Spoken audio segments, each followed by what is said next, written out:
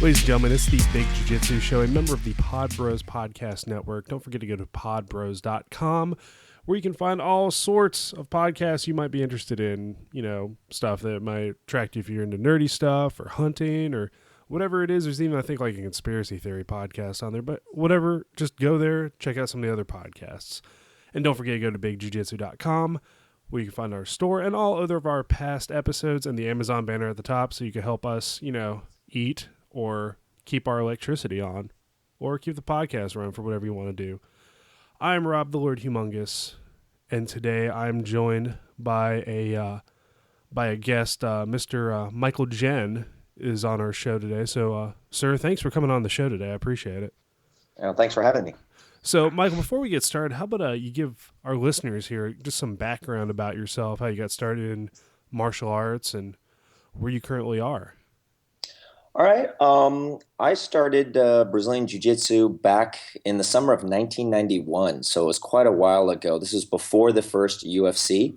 I was going to college, or it was actually summer school right before college. I wanted to do some martial arts. I had done a little bit in high school. I wanted to continue the same style of Japanese Jiu-Jitsu that I had started in high school, but I couldn't find it, so I tried a self-defense class, and in that self-defense class, there was Brazilian Jiu-Jitsu mixed in, and that was my first exposure to that art.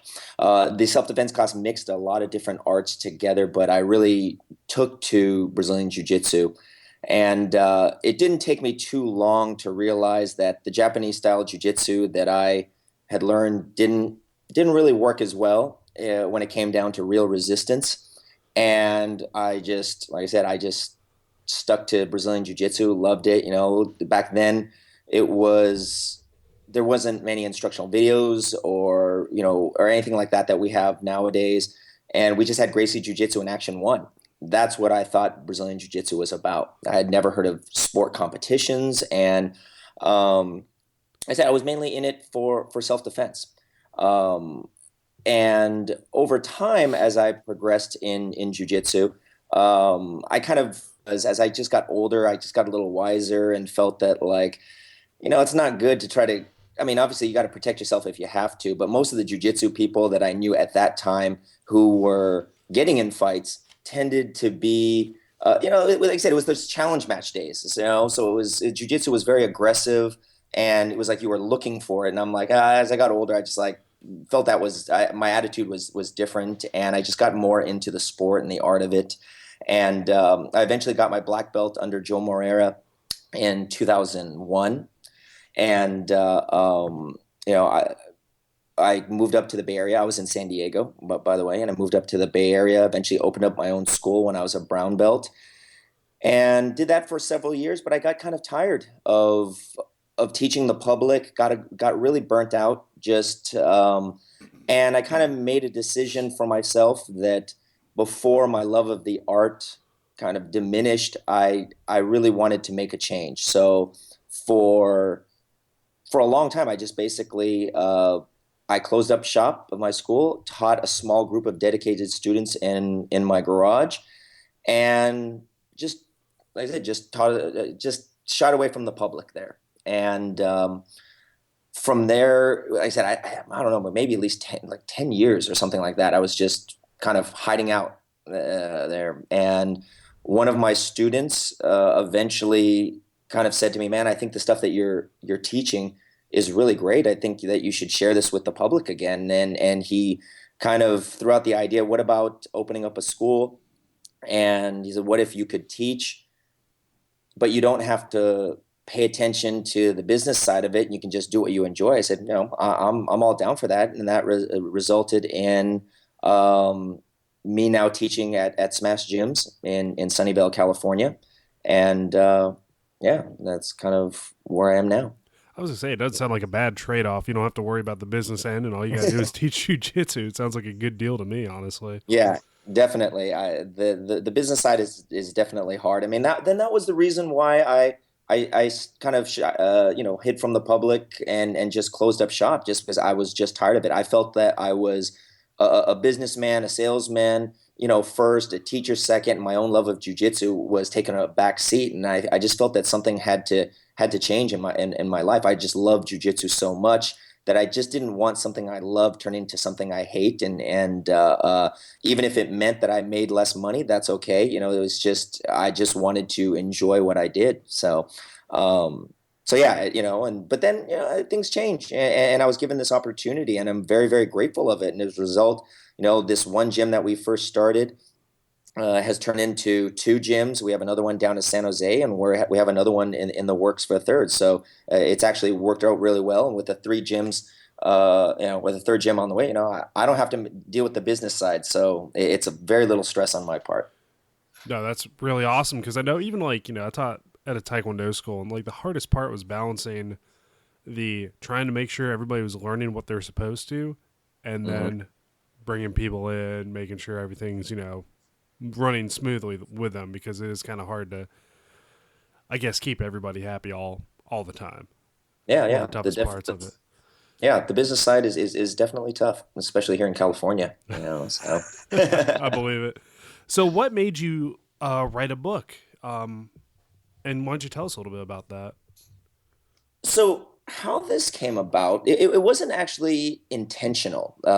What happened was when, like most people with jujitsu, um, we all have injuries. Our bodies are we get hurt all the time. Our bodies are messed up. I don't know any black belt that doesn't have a laundry list of injuries.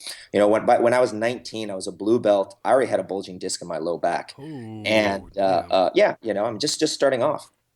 And by the time I was 31 years old, I had, of course, sciatic pain. I had knee problems, neck problems with my neck, problems with my shoulder. And then I was just getting weird injuries every 2 weeks out of nowhere. Like I'd wake up and I'm like, I strained an abdominal muscle. How did I do that in my sleep? And then that would go away. And then, a couple weeks later, I'd strain a groin muscle. I'm like, man, what's wrong with me? And I had been seeing chiropractors since I was 19, and that had helped some. It definitely got me out of like my deathly pain, but I just felt like I was like 60, 70 years old, and I was 30, and I thought to myself, man, by the time I'm 50, I'm going to be crippled. And I just I kind of had that attitude of everything that I have or have not done has led me to this point. So if I do not make a change, I nothing's going to change. And so and I knew something was very wrong with my body, and I didn't know what the answer was. So I basically said, I'm going to try everything. I don't care what people say, what works or what doesn't. I will know by trying on my own body. So I tried acupuncture, acupressure, supplements, anything out there, of course, traction, all this kind of stuff. I tried it, and nothing seemed to work for me. And I then remembered there was this exercise therapy that a chiropractor when I was 19 in San Diego had recommended to me. And I remember it actually helping my body a lot. But what happened was I was doing this exercise, posture therapy exercise program. My pains went away, and then I stopped doing it. But of course, I continued to do all the things that were creating the problems for my Right. body, but like most people, right? And Yeah. then I think what happened was that the pains slowly crept back so slowly that I think by the time I was in a lot of pain, I had forgotten about this exercise therapy. And so, 12 years later, I'm like, man, what was that thing? And so I called up that chiropractor in San Diego. He still remembered me. We still knew each other after all these years. And he pointed me in the direction of the guy who created this system and who I worked with. And I started to learn, I had this therapy done. It was the most amazing thing I had felt. It started to fix my problems.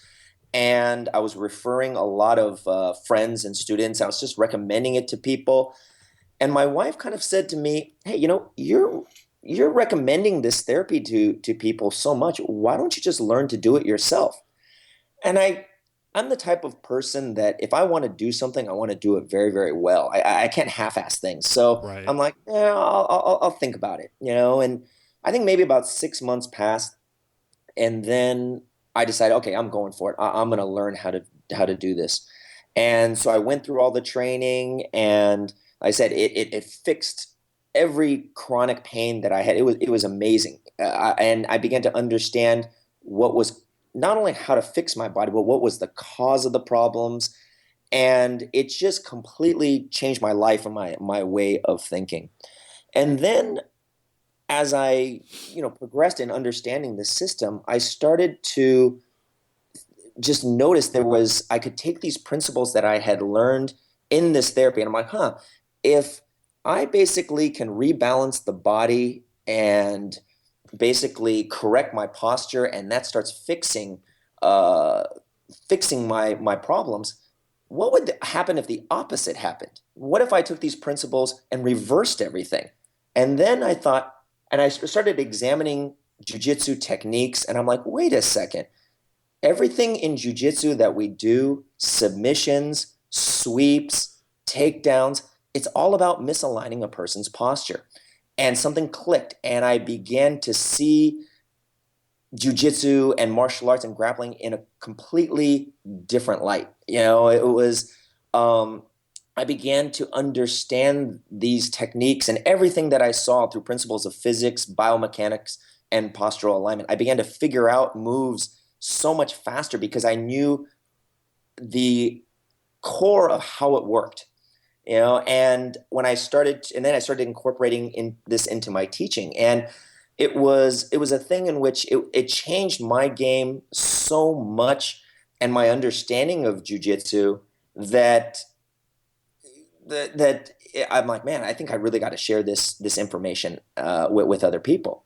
Now, I had tried a little bit in the past to throw out some of this information when I was more involved in some of the internet forums, but a lot of people didn't understand what I was talking about because I didn't really take the time to explain the whole background behind it, behind the principles. And so a lot of the terminology, when I tried to explain it, people didn't really understand. And so, people had given me the idea about writing a book and elaborating and going into detail. And like before, I'm like, oh, I don't know if I want to. That's going to take a lot of work. And I think there's one day I just decided, all right, let's do this. And there we are. I co-authored it with my posture therapy instructor. His name's Jeffrey Gluckman, and we wrote this book called The Science of Submission. And that's how it came to be. That's pretty cool, actually. So I do like the aspect of what you're talking about, like, oh, all this stuff helps. If I just reverse it and use it like in jiu-jitsu, it just makes life so much easier because it seems to be a lot of people focus on the move, like the patterns of the moves, not actually what they're doing when they do Exactly. Exactly. And I really began to see universal principles. It didn't matter whether it was guard passing, a submission, sweep. Like I said, it didn't matter if it was wrestling or judo. These were universal principles to grappling, to martial arts in general. And it helped me figure things out. For example, both of my boys, I have two boys that compete in judo. And actually, even though I'm a jujitsu instructor, my emphasis with my kids is actually judo. I also have a black belt in judo. And I'm able to basically teach them throws that I have actually never been formally taught, but I watch, like I'll go on YouTube, watch some world champions, and I look at how the throws, and I understand the biomechanics behind it, and then I teach my boys, and they've been very, very successful. It's that idea, hear about like, giving a man a fish versus teaching him how to fish. This was like I taught myself how to fish, and as I said, it has just applied to everything. It just turbocharged my ability to learn, to innovate, and I think this is something that everybody needs. I knew it was the next step when it comes to learning jujitsu. I know that as time has passed, more and more people want to learn on a more intellectual level. Before, in the early days, it was just look at this move, this is how it's done, and copy it. And that's the extent of the instruction there, right? And now, people are improving in their teaching, and I really believe that this is the next step.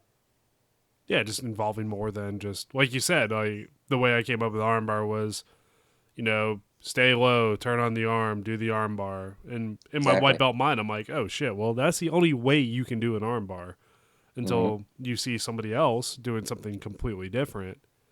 And you're like, oh my god, I can do that. But now that you pretty much like skip that completely and you're just doing it on your own. Yeah, yeah, and it just helps me learn faster. If my instructor Joe Moreira teaches me a move, I can understand it so much faster. It's something I've never seen. I'm like, oh, okay, I understand how it works there. And it is.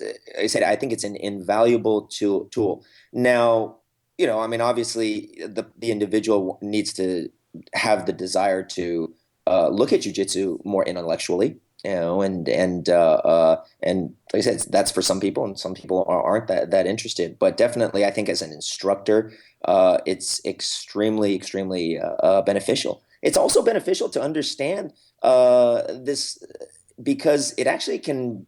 I feel it can decrease your chances of injury too, because you understand now biomechanically when your body is positioned to in a position to be injured, and you can understand when you should exert force in your body and when you shouldn't. I'm not saying you can stay injury free. I mean, I have injuries and everybody does, but you could definitely decrease the chances of it there. And this was something that definitely when I was a blue belt, I did not know. I mean, I definitely know that my injury, a contributing factor is horrible technique and exerting a lot of power when I shouldn't have. I mean, I'd have people stacking me in an arm bar, putting my knees all the way to my face, folding me in half, and I'm trying to arch as hard as I can. I mean, that's horrible for the back. It's right. I mean,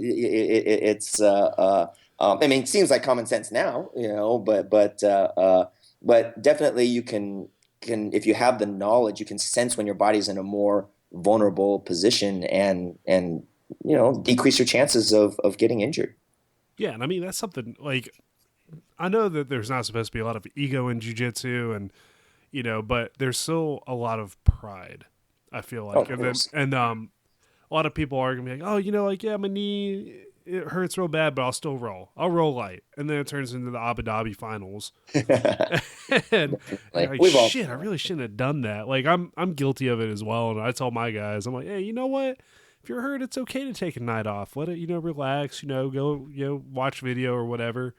And there I am, like, man, my knee hurts, but I think I'm good to roll. And then it gets like even worse. It gets even worse. So, uh, Definitely. I mean, that's something that's extremely important, and especially now, like people bringing over jujitsu and do mixed martial. Well, they've been doing that for a while, but on the aspect of like sparring hard for Mm. kickboxing or MMA, they don't do it that much anymore. Or at least the smart ones don't, because now they're trying to avoid brain injury and all the other problems that can come with it. So, do you think that this, like applying this to your everyday rolling, to your everyday training, is going to, like you said, not keep you injury free, but it just helps prevent a lot of unnecessary injuries?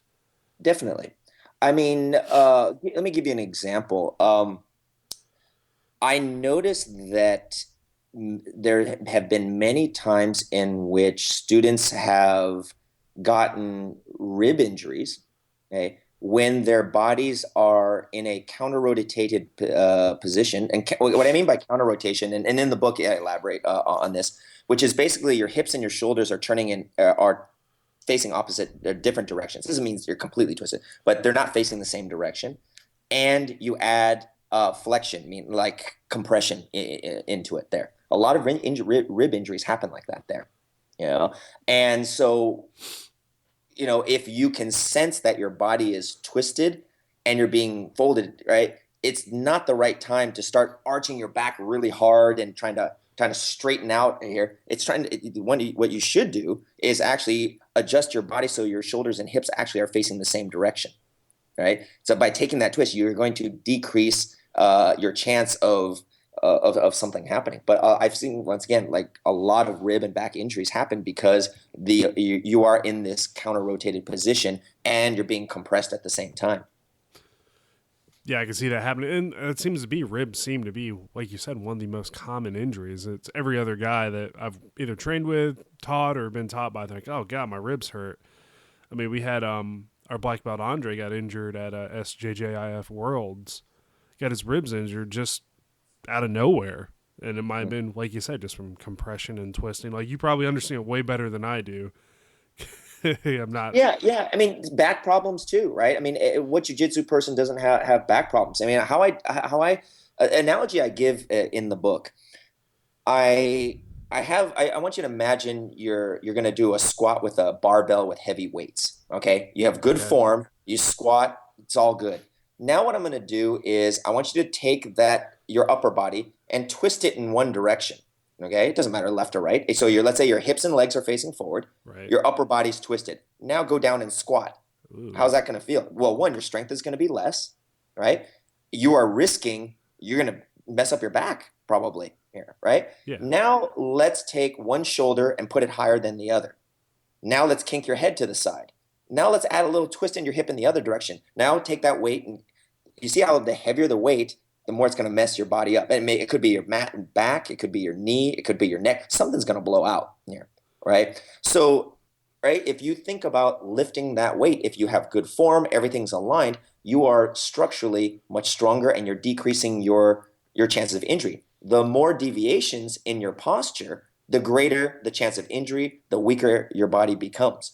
So once again, I mean, when it comes to injury prevention, these principles apply. And when it comes to jujitsu itself, how do I weaken my opponent's body, right? I need to create as many deviations in the person's body as possible. I need to take their posture and very simple, make it look as messed up as I can if you relate it to that squat there. And if you think about this, that is every sweep, every submission is a forceful manipulation of that posture. Yeah, and what's funny is, like, you explained the squat in detail. Like, I started physically cringing at the thought of it. But that's, like, no different than, I don't know, some of the positions I found myself in tonight in certain things. Like, thinking back on it, like, is there, like, some weird disconnect with us that it's like, oh, well, if I squat that way, it's totally going to hurt me, but it's okay in jiu-jitsu because we're supposed to move funny and contort our bodies in ways that people aren't supposed to. I think that in general, most people are not super aware of their posture. When we think of posture, for example, we think of standing up straight and not slouching over, and that's the extent of it there. When in fact the worst thing on your posture is actually to have rotation or counter rotation, to have your hips and shoulders twisted in the opposite direction there. And I think that the higher level you are, you begin to develop more of an innate awareness of the alignment and the posture in your body. And I think that, not only when you're at a high level, you begin to understand in your own body, but you begin to have that feel when you connect to your opponent, you connect to the ground, and this is kind of, it's kind of interesting topic because it's, when we talk about martial arts, you sometimes hear people talk about energy. And then a lot of times we hear like, oh my God, it's this hokey, chi power and all that kind of stuff there. When I talk about energy, I'm talking about the application of force. It's just simply the application of force through your own body, through your opponent's body, and its connection to your connection to the ground here. And I think that when you're at a higher level, like I said, you develop that innate feel. And you understand what biomechanically feels strong and what doesn't there, and it's natural for beginners to start off. I mean, I have students, they put their legs in a certain position. I mean, I had this one student who they were going to, just do the basic oompa, right? Just bridge and roll somebody off the mount. And they would have their feet very close to each other and their knees spread apart. And I'm like, doesn't that feel biomechanically very, almost like a butterfly stretch? Doesn't it feel biomechanically very, this is an over-exaggeration, but it did happen. I'm like, doesn't that feel biomechanically weak to put your legs like the bridge? They're like, I don't know. I'm like, put your legs in a different position here, It's, once again, that's a grossly over-exaggerated, but it is a point that the more advanced you are, that's just through experience and time, you develop you develop that awareness. Now, if you do some sort of like posture therapy exercise type of thing, I mean, that can speed up your awareness of your body there, and um, but yeah, I mean, like if you are in those messed up positions, your first goal is not to exert a high amount of power. You'll injure your body. If you have a severe misalignment, you're talking about, somebody's cranking on you. Your goal is to actually make subtle, small shifts and realign your body. Take those deviations out, and that'll decrease your chances of injury. You try to exert a high amount of force. That's like trying to do a heavy squat when you have horrible form. You're going to get hurt. Now you talked before about posting up this information on some of the old forums, maybe submissiongrappling.com back in the day, maybe. Yeah. Oh God, yeah. I just dated myself. Yeah, I mean, very long. Yeah, one of my former instructors, Roy Harris, and I, we were the first ones to have that BJJ Q&A back then. Wow, holy crap! Yeah, I feel good. I've been around a while, but I probably should have took my train a little more seriously. But back in those days, did you ever find that that there was any pushback from what you were teaching? Like, was there people like, oh, this is bullshit? Like, who cares? Or did you find people were actually open to it? That's a good question. I found that early on, a vast majority of people were they were very skeptical about the things I said. I definitely had people who agreed with what I said, were interested in what I was teaching.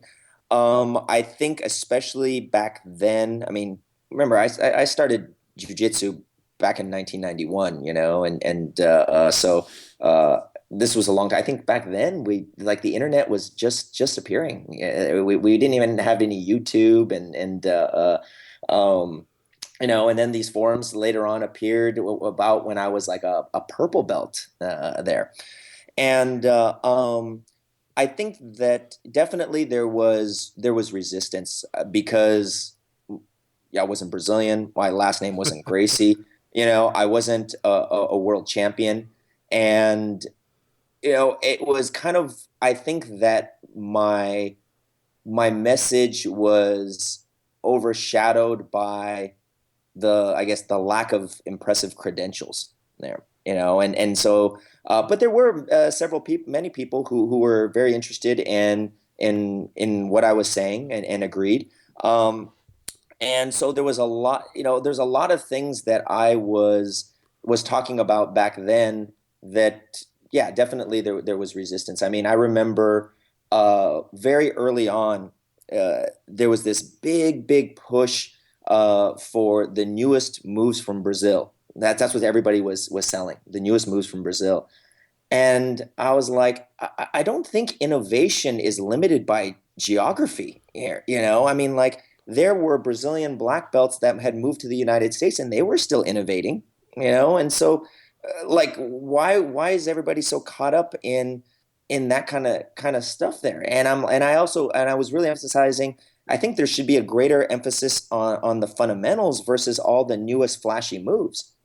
Of course, now everybody's like, yeah, the fundamentals, that's really important. I'm like, man, I was saying that a long time ago, but everybody was just saying, oh, I was a hater and you weren't down with following the newest innovations. I'm like, no, I think you got to get some fundamentals down before you worry about the new innovations here, when it came to teaching, myself and a few other instructors, were like, I don't think it's very good to just teach in random techniques, just here's a move and there's a separate move. So we started teaching in sequences here and connecting moves together here. And, of course, years later, people started to do all these kind of things. And, when I started talking about posture, and the importance and biomechanics and alignment, people didn't understand it. And like I said, it's a complex subject. I'm not saying complex. You got to explain it more for people to understand. And some people, they didn't understand, and I'm like, okay, well, we'll just wait a while. And then you did start seeing some instructors start talking about when they explain techniques through terms of biomechanics and So yeah, definitely there was resistance early on, but I think a lot of people are coming around and being much more receptive to the message now. No, it does seem that way, especially with some of the, like you said, the innovative stuff that's coming out. But like you said, it isn't geography specific, and your talk of the basics. I mean, that's something that like I'm kind of facing right now with some of my students is they need to know the basics before they jump on like doing a berimbolo. Is a good example of Yeah, that. yeah. I mean, I think there's a couple things that it's very easy for students to get caught up in the latest and greatest, but there's a couple things that I kind of mentioned, and I make this. I've made a similar mistake. When I was in high school, I played basketball, and I wasn't great or anything like this, and this was in the days of the prime of Michael Jordan. And I watched Michael Jordan highlight videos nonstop. And I tried to imitate all those moves. And I realized, why was I not good at basketball? Because I was trying to imitate highlight moves versus actually focusing on the fundamentals, which, the majority of the points Michael Jordan scored were from just, nothing flashy here. Yeah, Of course, we watch the highlight videos, and you're like, man, that's amazing. No, that's not what actually happens 90% of the time here, and I think that jujitsu students are the same way. They'll watch a highlight video, they'll watch some world champion do it. But I'm like, if you look at a majority of matches, look what they end in. I mean, for example, for white belts, from the guard, the two highest percentage moves from the guard for white, actually even blue belt, it's just armbar and triangle. That's it there. 90 something percent of the moves will end in armbar and triangle from the if the person's playing guard. You know, right. it's so to me, it's like, okay, well, if you see a vast majority of matches ending in that way, it would be wise to spend your time working on the thing that is statistically the most probable versus the highlight move that the world champion, is doing that just was incredible. But yeah, he's a world champion and you're a white belt. You guys are working on two different things here, and so yeah. No, I mean it is difficult, like you said, because it's the flashy stuff, and like you said, YouTube wasn't around when jiu-jitsu started coming over here, so it did make it. I imagine it did make it a little difficult once it started. Like, oh well, hey coach, I saw this guy doing this flying worm guard or whatever it is, and what's your thoughts on that? And like, well, I bet you learn how to shrimp. That'd be a good one first, but but. Yeah. I mean, here was the interesting thing. I when I was a brown belt and early black belt there, I trained with a friend of my instructor, Joe Moraes. His name's Marco Nascimento. He's in my local area now. Great jujitsu instructor, very nice guy, and I would roll with him, and he helped me a lot when it came to improving my skills from brown to black.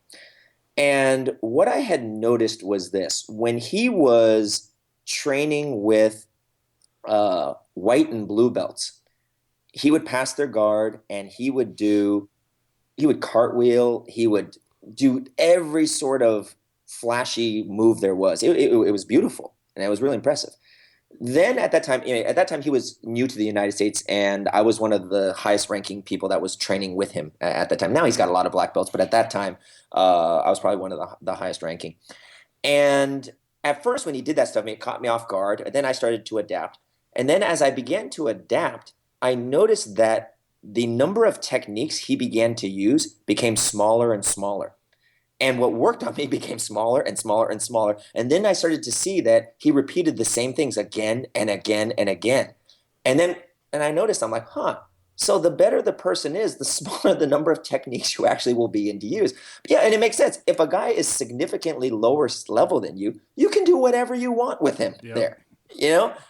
But what happens, I think that is, besides just YouTube, you might see your instructor do all these crazy moves on you. You're like, man, that's impressive. I want to do it. No, he's doing it to you because you're a blue belt and he's a whatever degree black belt here. You watch him roll with another black belt, you'll see a lot of that stuff disappear. And the closer that black belt trains with somebody or competes against with somebody who is closer to their level, then you will see less and less of the flashy stuff there,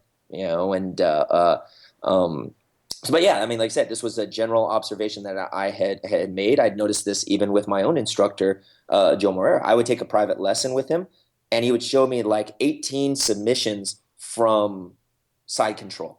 And I was like, man, this is the coolest thing I've ever seen. I was just in heaven. And then when we would roll, I'm like, wait a second, you just tapped me out with the same 3 moves. And then it took me like a very, very long time, like a decade, to go, hey, maybe I should just learn those 3 instead, because you seem to hit those on me all the time. So yeah, now I think, and you as you advance, you hear other high level practitioners say, it's like you're able to accomplish much more with less. I don't want to learn more moves. I just want to get better at what I do.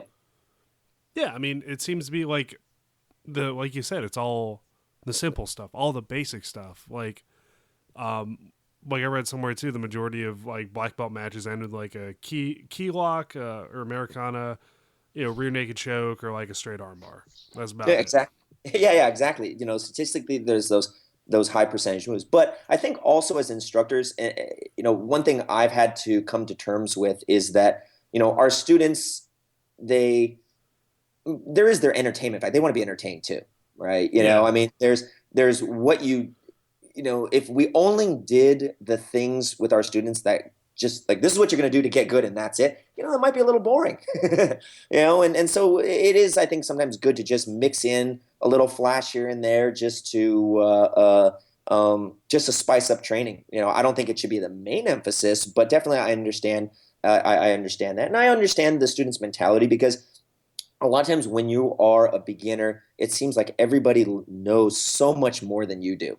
And so you naturally feel like, well, the only way to catch up is to learn everything, but I tell my students that I've actually forgotten more moves than they have ever learned, and Yeah. I said, in the long run, but I understand in the long run, their mentality will change, but it's kind of like, a lot of times it's like telling a teenager who thinks they know everything about the world, right? Like a grown adult, like it's not necessarily what you think. You're still a teenager. You haven't lived, you haven't lived your life and as an adult and been out in the real world and really understand it. And it's very hard for them to understand. So sometimes I do understand that, how sometimes lower level students have difficulty comprehending and having the same mentality as their instructors.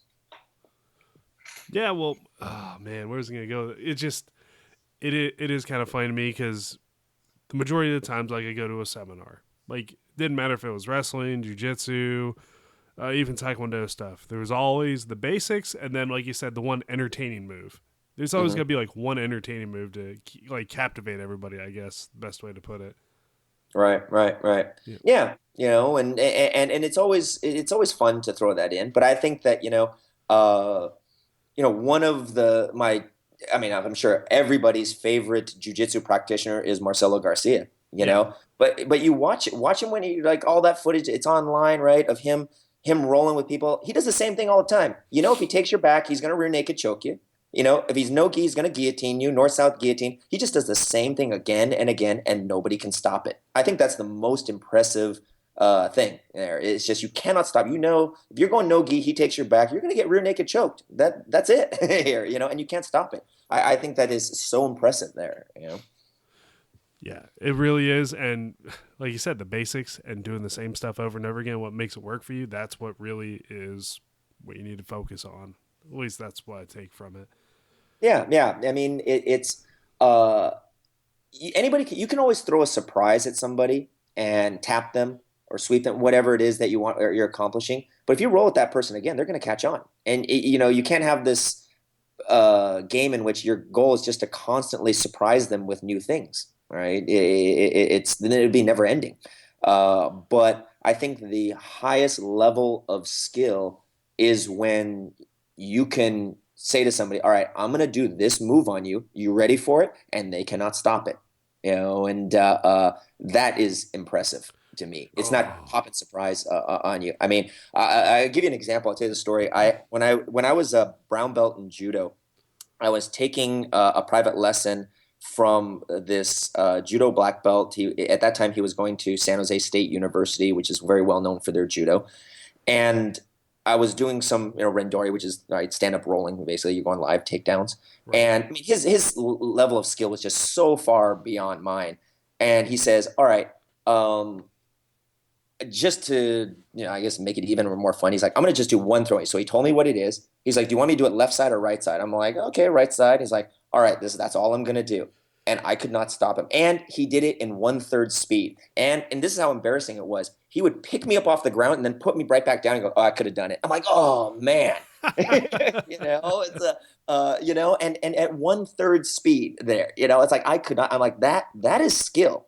I mean, it's it's coming, what side it's coming from, and it's coming at a fraction of the normal speed, and you can't stop it. And I think that when you see guys like Marcelo Garcia, when that guillotine is coming, and you just can't stop it from happening. He's going to rear naked choke you, and you can't stop it from happening. I think that is the highest level of skill, and that's what's more impressive to me. It's more than just popping new surprises on people. It's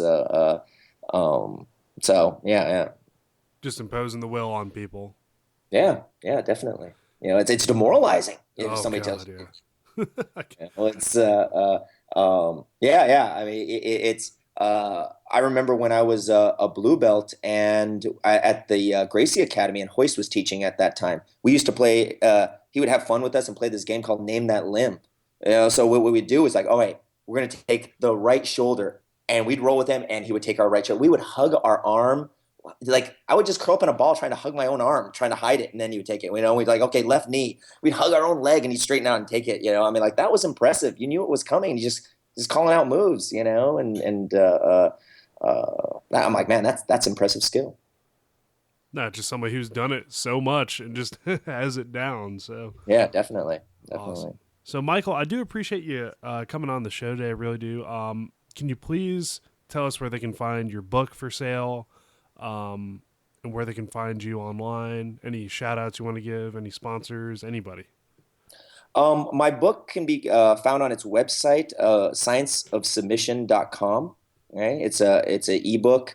And like I said, I think that people, especially if you're into that intellectual study of jujitsu, it'll be exactly what you're looking for. And if anybody's interested in if they're in Northern California and interested in checking out my classes, I'm at Smash Gyms in Sunnyvale. I also teach at Smash Gyms in San Jose too, and just go to smashgyms.com. But yeah, thank you very much for having me on. Oh, sir, I appreciate you coming on, and I'd love to get a hold of the book and read it myself. So it'll I have a flight tomorrow. I got 7 hours, so I think I know what I'm going to be doing with my time. All right, definitely get you a copy there. I appreciate that. So, ladies and gentlemen, once again, thank you for listening to the Big Jiu-Jitsu Show, a member of the Pod Bros Podcast Network. Don't forget to go to bigjujitsu.com. Click on the Amazon banner at the top of the page. Keep the podcast going. And don't forget to like and subscribe to our podcast. Find us on iTunes. Write us a review. People like seeing how we're doing. And, well, if you want us to stay running, like I said, we need those reviews. So once again, I'm Rob the Lord Humongous, and we'll catch you all next time.